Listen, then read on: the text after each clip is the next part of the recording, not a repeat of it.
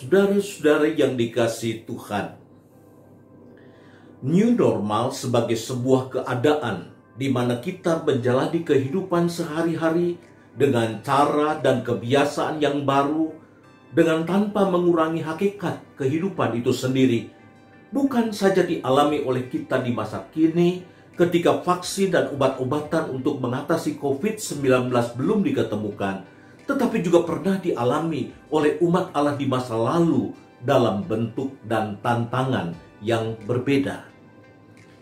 Umat Allah menjalani new normal bukan 2 tahun sebagaimana dinubuatkan oleh Nabi palsu Hananya, tetapi 1 generasi, 70 tahun, hidup tanpa pilar-pilar identitas yang mereka banggakan sebagai umat pilihan. Bahkan sampai menutup mata, mereka tidak bisa beribadah di bait Allah yang megah dan tidak bisa menikmati berkat Allah dari tanah yang dijanjikan bagi mereka. Karena new normal yang mereka jalani, mereka alami di tanah pembuangan Babilonia. Apakah yang membuat umat Allah mampu menjalani kenormalan yang baru dalam waktu yang cukup lama, bahkan sangat lama? Jawabannya sederhana. Karena mereka, Israel yang ada di pembuangan, mampu memaknai malapetaka yang dialami sebagaimana Tuhan kehendaki. Dan hal ini menuntun mereka untuk hidup di dalam pertobatan dan menjalani tatanan kehidupan yang baru dalam ketaatan kepada Allah, melampaui ketaatan terhadap apapun dan terhadap siapapun. Orang-orang yang sanggup memaknai apa yang terjadi sebagaimana dimaksudkan perencana agung kehidupan, ia akan tetap mengalami perjumpaan dengan Allah, betapapun mereka kehilangan bait Allah. Ia akan tetap menerima berkat-berkat Allah, betapapun ia berada jauh dari negeri yang dijanjikan dan hidup di tanah pembuangan sebagai orang asing. Kenormalan yang baru yang dijalani umat Allah memberikan pesan penting. Berkat tidak tergantung pada rumah ibadah yang megah dan tanah perjanjian yang subur. Berkat tergantung dari ketaatan kita terhadap firman Allah. Dalam fase kenormalan yang baru, justru kita menemukan sebuah kualitas hidup yang membanggakan dari umat Allah Israel. Sehingga dalam Alkitab kita mengenal ada generasi seperti Daniel, Sadrah, Mesa, dan Abednego.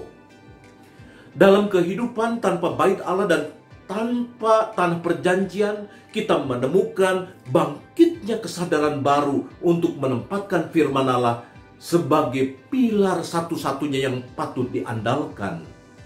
Sehingga banyak pakar teologi menyimpulkan fase pembuangan menjadi salah satu tonggak penting dalam proses kanonisasi perjanjian lama dan sebagai tonggak penting di dalam menurun ajarkan kitab-kitab Taurat dan kitab nabi-nabi dari generasi ke generasi. Kenormalan yang baru yang dijalani umat Tuhan memberi pesan Allah bisa menemui umatnya di mana saja, sebab Allah tidak terikat tempat, tidak terikat tanah, tidak terikat bangunan. Sejarah mencatat munculnya tempat-tempat ibadah kecil yang bernama sinagog berawal dalam fase kenormalan yang baru yang dihadapi umat Allah Israel di pembuangan. Allah berkenan untuk tidak dijumpai dalam ritus dan kultus. Allah berkenan untuk tidak dijumpai melalui nyanyian, tarian, gambus, dan kecapi. Sejauh umat hidup di dalam ketaatan pada firman-Nya, memberlakukan apa yang menjadi kehendaknya, di mana keadilan dan kebenaran gulung-gemulung dalam kehidupan. Saudara-saudara yang dikasihi Tuhan, kita sekarang dipaksa untuk hidup dalam kenormalan yang baru. Dulu kita merasa bangga kalau rumah ibadah penuh sesak. Sekarang kita harus mengurangi kehadiran dalam rumah ibadah sebab duduk mesti berjarak satu dengan yang lain. Dulu kita merasa senang apabila dikunjungi manakala sakit. Sekarang kita harus menahan diri untuk saling berkunjung. Dulu kita merasa gembira apabila bisa berlibur bersama-sama dalam sebuah rombongan yang besar. Sekarang kita lebih aman apabila berlibur masing-masing keluarga saja. Dulu kita merasa bangga makan di rumah makan, jalan-jalan di mall, serta berada di tengah kerumunan banyak orang. Dan berlomba membeli barang-barang yang mendapat potongan yang begitu besar.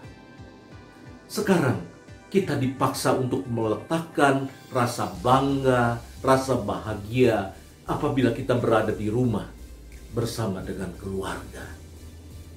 Kita mesti yakin dan percaya di dalam ini semua ada rencana Tuhan yang indah bagi kita, bahkan bagi seluruh umat manusia. Oleh karena itu yang menjadi panggilan kita adalah kenali apa yang menjadi maksud Tuhan apabila Ia memperkenankan bumi mengalami sebuah pandemi yang begitu dahsyat. Sebab pengenalan akan kehendak Tuhan akan membuat kita berjalan di jalan yang penuh berkat, menakjubkan. Kita tahu bahwa sekarang Allah turut bekerja dalam segala sesuatu untuk mendatangkan kebaikan bagi mereka yang mengasihi Dia, yaitu bagi mereka yang terpanggil sesuai dengan rencana Allah. Selamat menjalani kenormalan yang baru dengan cara dan kebiasaan yang baru tanpa mengingkari hakikat kehidupan itu sendiri. Tuhan memberkati kita.